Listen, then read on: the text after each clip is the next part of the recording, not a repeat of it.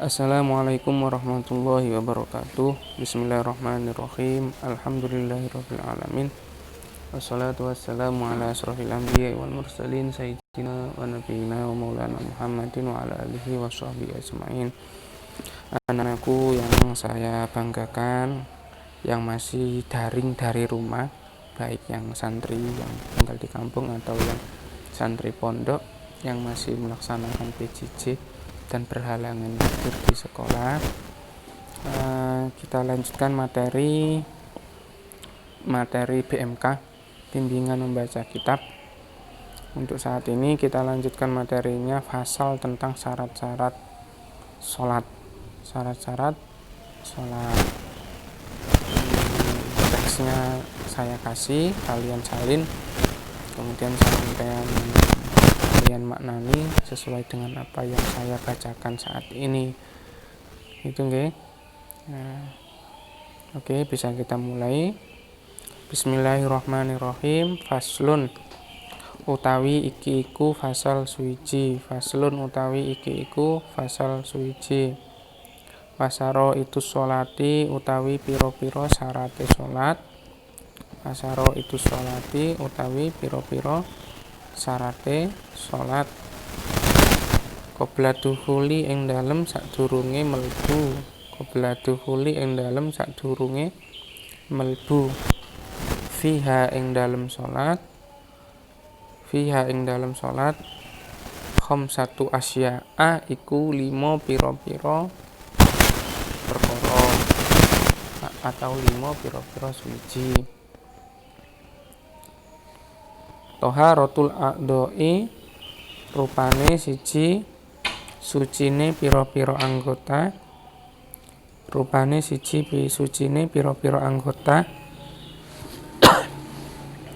Minal hadasi saking hadas wa najasi lan najis.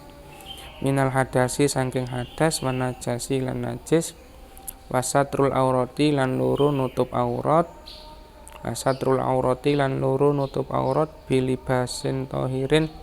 Bilibasin kelawan pakaian tohirin kang suci.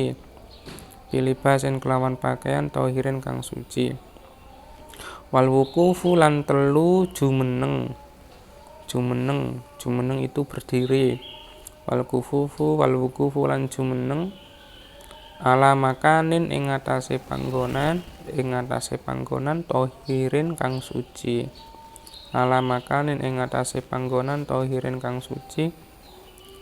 Wal ilmu lan papat ngaweruhi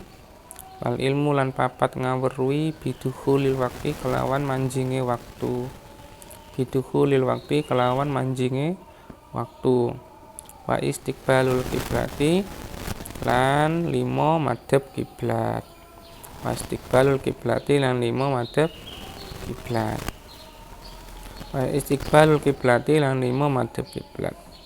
Wa yajuzu lan wenang tarbul kiblati apa ninggal madhep kiblat.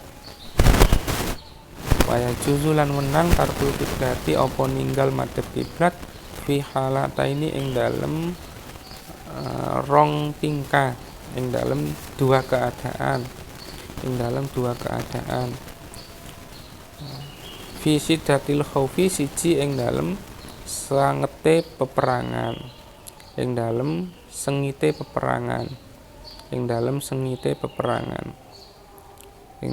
Sengitnya peperangan. Ketika perang berkecamuk itu siddatul khauf. Wa fi an-nafilati lan loro ing dalem salat sunnah. Fi safari ing dalem bepergian. Ala rohilati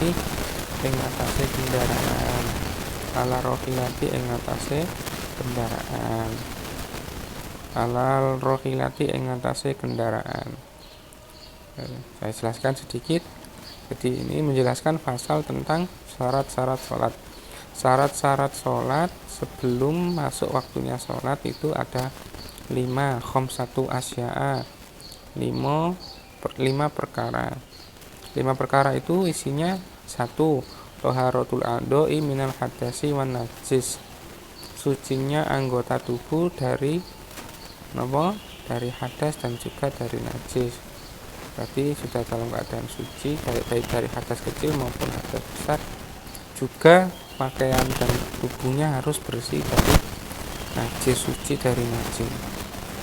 Syarat yang kedua, wasatrul aurati bilibasin tohirin, menutup aurat dengan pakaian yang suci. Aurat laki-laki adalah apa? Antara pusar dan lutut, sedangkan aurat perempuan adalah seluruh tubuh kecuali wajah dan kedua telapak tangan. Itu harus ditutup ketika sholat dengan pakaian yang suci.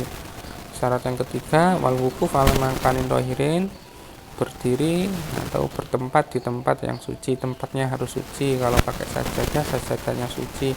Kalau di lantai, ya lantainya suci.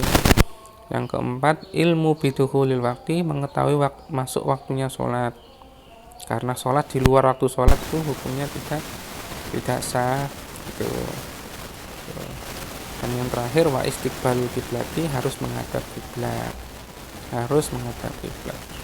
Nah, ada keterangan selanjutnya ini, ya juzu tarkul kiblati halaita, ini boleh meninggalkan menghadap kiblat. Jadi boleh kita sholat itu tidak menghadap kiblat dalam 2 keadaan, yaitu pertama fisidatil khauf, ketika terjadi peperangan, namanya sholat khauf.